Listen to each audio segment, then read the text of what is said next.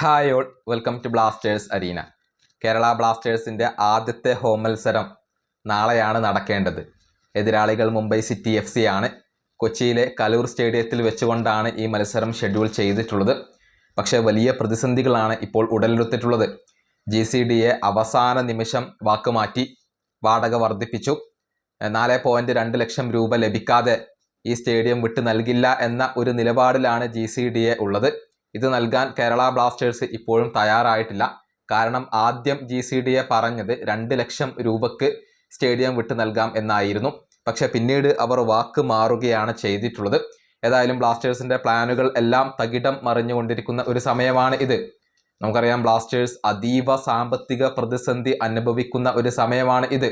ഏകദേശം 30 കോടി രൂപയോളമാണ് ഈ സീസണിൽ കേരള ബ്ലാസ്റ്റേഴ്സിന് നഷ്ടമായി കൊണ്ട് വരുന്നത് കണക്കാക്കപ്പെടുന്നത്.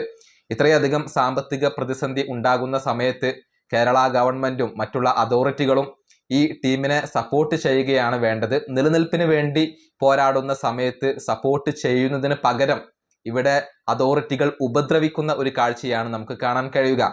GCDയെ കേരള ഗവൺമെൻറ്റിൻ്റെ കീഴിൽ വരുന്നതാണ്. എന്നാൽ അവരുടെ ഭാഗത്തു നിന്ന് ഇത്തരത്തിലുള്ള ഉപദ്രവപരമായ പ്രവൃത്തികളാണ് ഇപ്പോൾ ഉണ്ടാകുന്നത്. കേരള ബ്ലാസ്റ്റേഴ്സിന്റെ ആരാധകർ എല്ലാവരും എല്ലാം മറന്നുകൊണ്ട് ബ്ലാസ്റ്റേഴ്സിനോടൊപ്പം നിലകൊള്ളേണ്ട ഒരു സമയമാണ് ഇത്.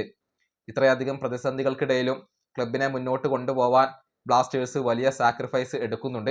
ഈ സമയത്തും യാതൊരുവിധ പിന്തുണയും കേരളത്തിലെ അതോറിറ്റികളിൽ നിന്നും ബ്ലാസ്റ്റേഴ്സിന് ലഭിക്കുന്നില്ല.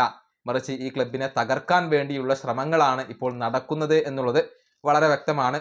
കേരള ഫുട്ബോൾ അസോസിയേഷൻ ഒക്കെ ഇതിന് പങ്കുണ്ട് എന്നാണ് ഇപ്പോൾ അറിയാൻ സാധിക്കുന്നത്. IFT ന്യൂസ് മീഡിയ അത്തരത്തിലുള്ള ഒരു റിപ്പോർട്ട് പങ്കുവച്ചിരുന്നു.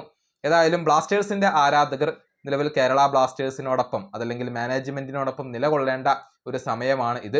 ഈ ഒരു അനീതിക്കെതിരെ പ്രതിഷേധിക്കേണ്ട ഒരു സമയമാണ് ഇത്.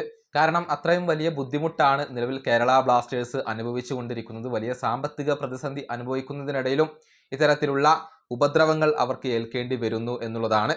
ഏതായാലും മറ്റൊരു കാര്യം ഇവിടെ എടുത്തു പറയേണ്ടത്, കൊൽക്കത്തയിലെ ഗവൺമെന്റ് അവരുടെ ക്ലബ്ബുകൾക്ക് നൽകുന്ന സപ്പോർട്ടാണ്.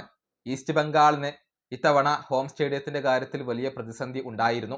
ആ സമയത്താണ് അവിടുത്തെ മുഖ്യമന്ത്രിയായ മമതാ ബാനർജി അതിൽ ഇടപെടുന്നത്. ആ ഇടപെടലിന്റെ ഫലമായിക്കൊണ്ട് salt Lake Stadium free ആയിക്കൊണ്ടാണ് east ബംഗാളിന് ഇത്തവണ ലഭിച്ചത്. അതായത് ഒരൊറ്റ മത്സരത്തിന് പോലും വാടക അവിടെ നൽകേണ്ടതില്ല. അതാണ് ഫുട്ബോളിന് സപ്പോർട്ട് നൽകുന്ന യഥാർത്ഥ ഗവൺമെന്റ്. പക്ഷെ ഇവിടെ അങ്ങനെയല്ല സംഭവിക്കുന്നത്. ബ്ലാസ്റ്റേഴ്സ് എന്ന ടോപ്പ് ടയർ ക്ലബിനെ തകർക്കാൻ വേണ്ടി ശ്രമിക്കുന്നു എന്ന് പോലും നമുക്ക് പറയേണ്ടിയിരിക്കുന്നു.